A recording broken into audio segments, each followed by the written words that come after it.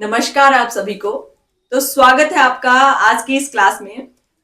तो आपको पता है हम जो है वो सी टेट की सीरीज से जुड़े हुए हैं। हम सी टेट की प्रिपरेशन में लगे हुए हैं, ठीक है।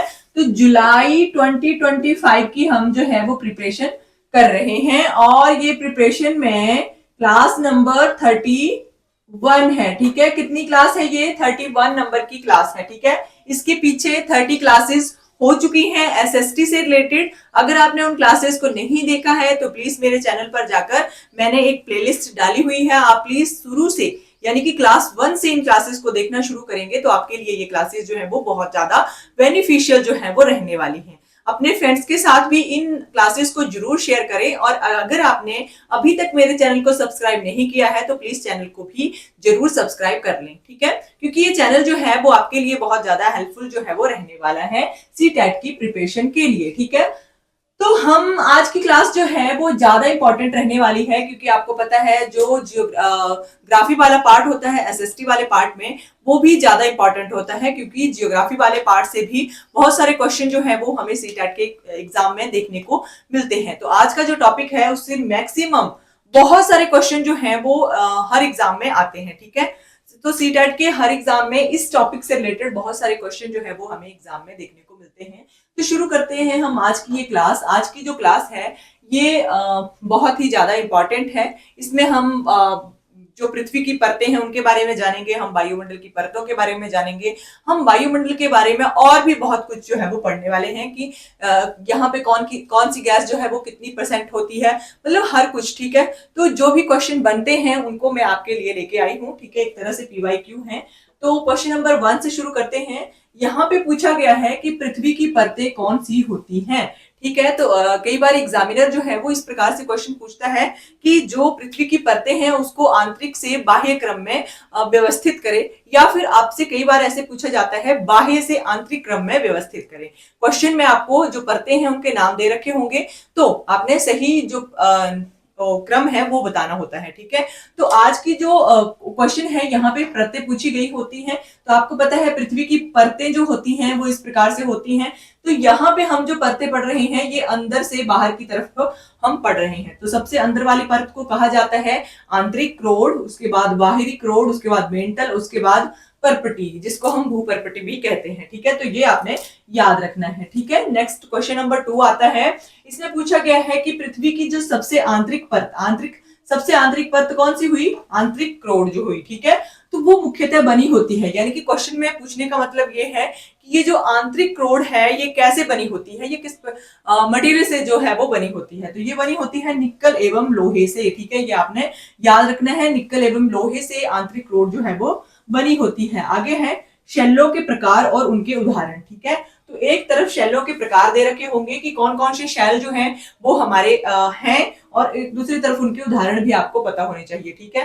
तो एग्जाम में तो क्वेश्चन ये इस प्रकार आता है कि एक तरफ जो शेल्स हैं उनके नाम दे रखे होंगे और दूसरी तरफ उनके उदाहरण जो है वो आगे पीछे करके दे रखे होंगे। तो आपने उनको मिलान करना होता है, ठीक है। तो मैं तो आपके लिए सीधे ही लिख के लेके आई हूँ, आपने याद कर लेना है।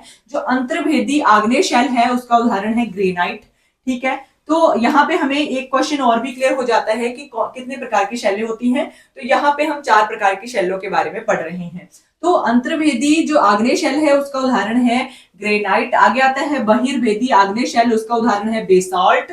आगे आता है अवसादी शैलें, अवसादी शैलों का उदाहरण है बलुआ पत्थर। आगे आता है कायंत्रित शैलें, तो कायंत्रित शैलों में चूना पत्थर का नाम जो है वो आता है, ठीक है। तो ये आपने शैलें याद कर लेनी है। आगे आता है कि पृथ्वी के कितने प्रतिशत भाग पर जल है, ठीक है। तो ये तो आपको पता ही होना चाहिए, नॉर्मल सा क्वेश्चन है। बहुत छोटी छोटी क्लासेस में ये क्वेश्चन जो है वो पढ़ा दिया जाता है।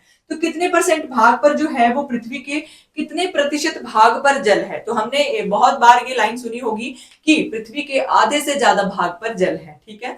तो ये बिल्कुल ठीक है क्योंकि पृथ्वी के 78, ठीक है, 78.8% भाग पर जो है वो जल है और 29.2% जो भाग है वो स्थल रह जाता है, ठीक है। तो ये आपने याद रखना है, 78.8% भाग पर जो है वो जल पाया जाता है। नेक्स्ट क्वेश्चन है कि संसार का सर्वोच्च पठार कौन सा है। अब यहाँ पे पठार पूछा हुआ है। संसार का सर्वोच्च पठार जो है ये है तिब्बत का पठार जो कि 5000 मीटर है, ठीक है। आगे आता है संसार का सबसे सक्रिय ज्वालामुखी कौन सा है। ठीक है, सक्रिय भी पूछा जा सकता है यहाँ आपसे, या आपसे यहाँ पर जीवित भी पूछा जा सकता है कि संसार का जो जीवित ज्वालामुखी है वो कौन सा है। तो उसका नाम आपने याद रखना है, किलायु इसका नाम है।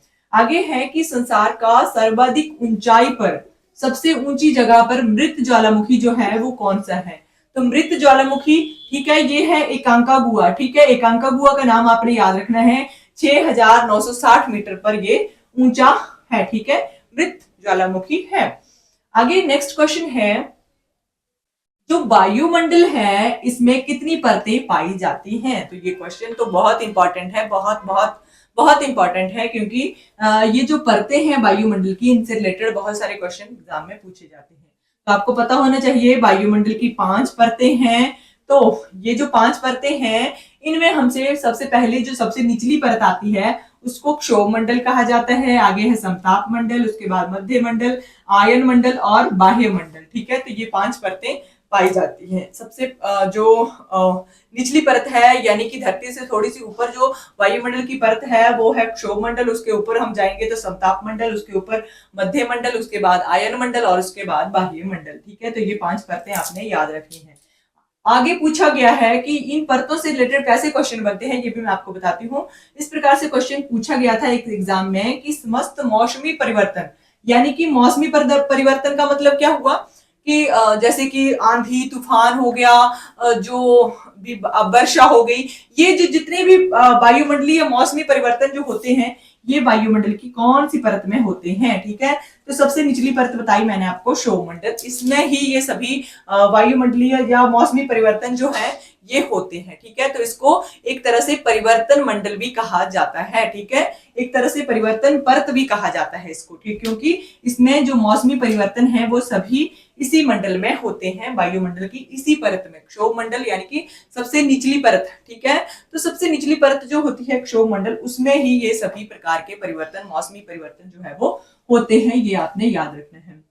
आगे है कि वायुमंडल में कौन सी गैस जो है वो सबसे अधिक जो है वो पाई जाती है। ठीक है, तो ये क्वेश्चन भी बहुत घुमा फिरा के या बहुत बार एग्जाम में पूछा गया है।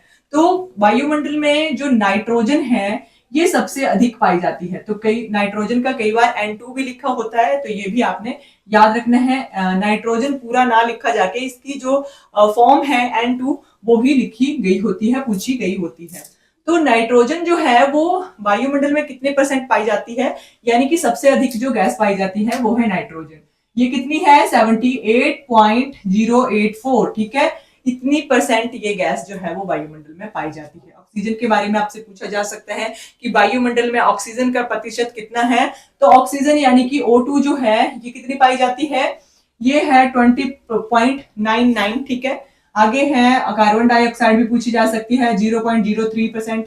ये कार्बन डाइऑक्साइड जो वायुमंडल की परत है उसमें, वायुमंडल का जो वायुमंडल है उसमें ये गैस जो है वो पाई जाती है।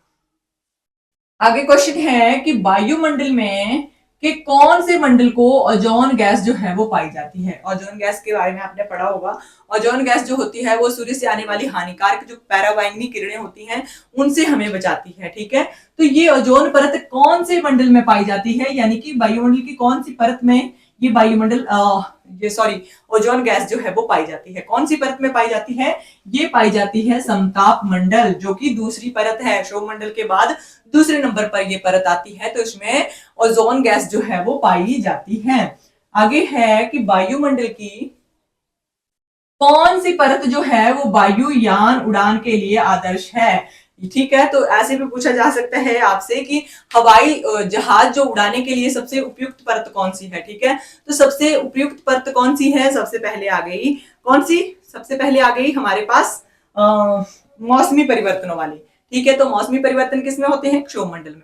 उसके बाद आती है जो समताप मंडल, जिसमें किसी भी प्रकार का मौसमी परिवर्तन जो है वो नहीं होता है, इसलिए ये सबसे उपयुक्त परत मानी जाती है वायुयान उड़ान के लिए, यानी कि ये दूसरी परत है। ठीक है, तो ये भी आपने याद रखना है।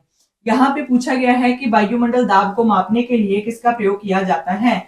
तो वायुमंडलीय दाब को मापने के लिए किया जाता है बैरोमीटर का प्रयोग। ठीक है, तो बैरोमीटर का नाम आपने याद रखना है, वायुमंडलीय दाब को मापने के लिए इसका प्रयोग जो है वो किया जाता है। आगे है कौन सा महाद्वीप आकार में सबसे छोटा है, तो कौन सा महाद्वीप है आकार में सबसे छोटा? ऑस्ट्रेलिया महाद्वीप। ठीक है, आगे आता है कि कौन सी परत जो है वो रेडियो के प्रसारण में सहायक है, या फिर ऐसे पूछा जा सकता है कि जो रेडियो की तरंगे होती है वो कौन सी परत में प्रसारित होती हैं, तो वो है बाह्य मंडल, यानी कि सबसे जो लास्ट परत होती है बाह्य मंडल, पांचवी परत, उसमें रेडियो प्रसारण, ठीक है, वो सहायक परत है रेडियो के प्रसारण में। ठीक है, तो आज की क्लास में हमने जो वायुमंडल है उससे रिलेटेड हमने बहुत सारे क्वेश्चन जो है वो पढ़ लिए हैं। ये PYQ हम पढ़ रहे हैं।